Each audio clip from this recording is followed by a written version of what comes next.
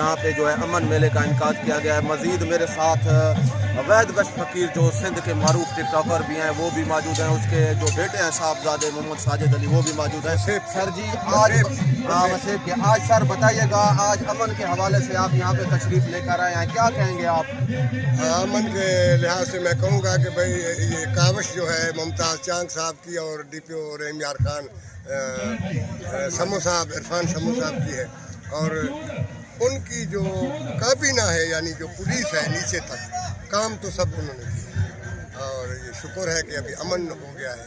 और ये आज अमन पहला मेला है, अमन मेला जो जिसको कहते हैं कच्चे में ये पहला मेला है, और इंशाल्लाह हम काफ़ी जगहें हैं कच्चे की डिसाइड हो चुकी है मुमताज़ साहब ने और मिस्टर रहीम यार खान की पुलिस ने कहा है कि आप जितने गाने वाले हैं वो अमन का पैगाम आप जो हमसे काम हो सका हमने कर दिया, यानी अमन वो हो गया। अब तुम अमन का पैगाम देकर जितने गाने वाले हैं वो अमन का पैगाम देंगे, इंशाल्लाह जल्दी हम अमन का पैगाम जो है ये कच्चे तक भी हम जाएंगे। जी ये थे अपना वैद गश का, अभी इनके बेटे जो साहबजादे हैं मोहम्मद साजिद, इनसे भी बात करेंगे। सर जी आप इस हवाले से क्या कहेंगे?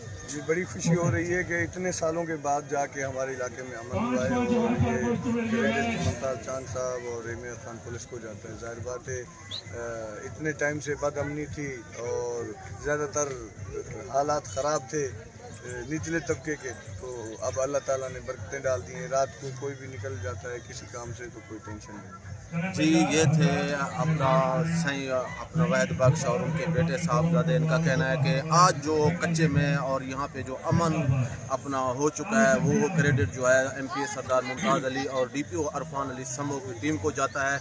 यहाँ पे अल्हम्दुलिल्लाह आज हम आए हुए हैं, इंशाल्लाह ये कुछ देर तक अपने फ़न का भी मुज़ाहरा करेंगे। जी